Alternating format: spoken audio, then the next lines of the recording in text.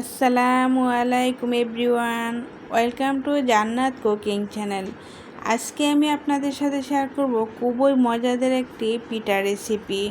শুধুমাত্র চালের গুঁড়ো আর একটি ডিম দিয়ে অনেক সুন্দর একটি পিঠা আপনাদেরকে তৈরি করে দেখাবো। এই পিঠাটি ছোট থেকে বড় সকলেই খেতে পছন্দ করবে। আশা করছি রেসিপিটা সকলের কাছে খুবই ভালো লাগবে।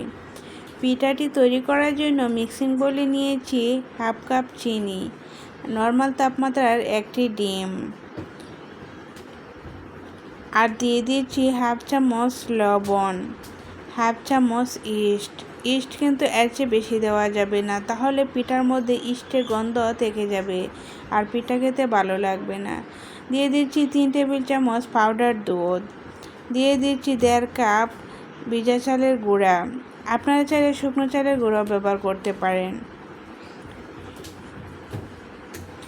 এখন হাতের সাহায্যে খুব সুন্দর করে ডিমের সাথে মিশিয়ে নেব। এখন দিয়ে দিচ্ছি কুসুম গরম দুধ। এখানে আমি হাফ কাপ দুধ ব্যবহার করব। আপনাদের এখানে হাফ কাপের চেয়ে বেশিও লাগতে পারে, কমও লাগতে পারে। আমার এখানে হাফ কাপই লেগেছিল। শুকনো চালের গুঁড়া হলে হাফ কাপের চেয়ে বেশিও লাগতে পারে। এখন খুব সুন্দর করে মিশিয়ে নিচ্ছি। আর মিশানোর পর এরকম একটা ডো হবে, সফট হতে হবে। খুব বেশি শক্ত করে ডোটা তৈরি করা যাবে না। এখন রেস্টে রেখে দিব 4 ঘন্টার জন্য। চাইলে আরও বেশি করেও রাখতে পারেন, কোনো সমস্যা হবে না। আর 4 ঘন্টা পর দেখেন আমার ডোটা কত বেশি ফুলকো হয়েছে, ফুলে ডোটা ডাবল হয়ে গিয়েছে।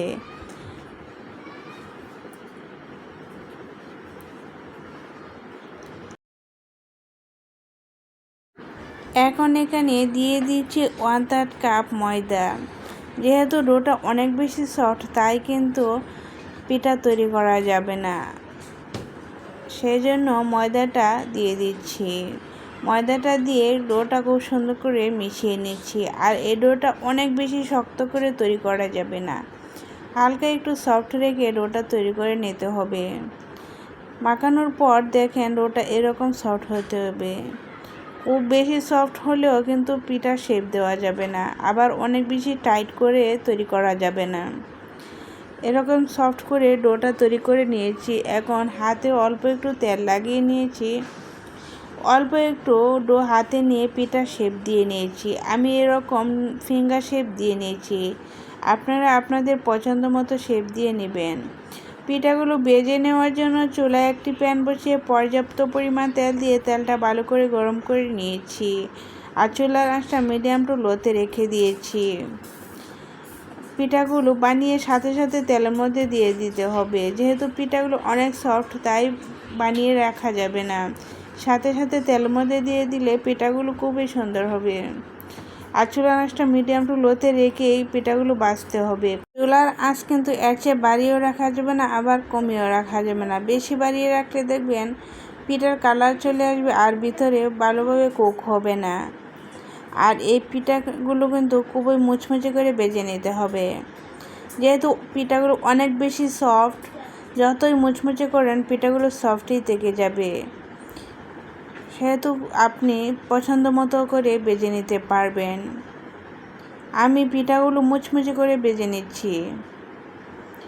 আপনারা আপনাদের পছন্দ মতো কালার আসলে ভেজে চুলা থেকে নামিয়ে নেবেন। এখন আমি মুচমুচে করে পিঠাগুলো ভেজে চুলা থেকে নামিয়ে নিয়েছি। আরও কিছু পিঠা তেলের মধ্যে দিয়ে দিচ্ছি।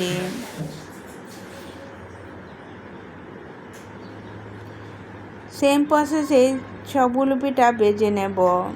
তেলের মধ্যে দিয়ে বারে বারে নাড়াচাড়া করে পিঠাগুলো ভেজে নিতে হবে। এখন আমার পিঠাগুলো ভাজা হয়ে এসেছে, তেল ঝরিয়ে নামিয়ে নেব। আপনারা আপনাদের পছন্দের মতো ভেজে নেবেন, কিন্তু একটু মুচমুচে করে ভেজে নিলে খেতে ভালো লাগবে। যেহেতু এই পিঠাগুলো অনেক বেশি সফট, মুচমুচে করে ভাজলেও কোনো সমস্যা হবে না।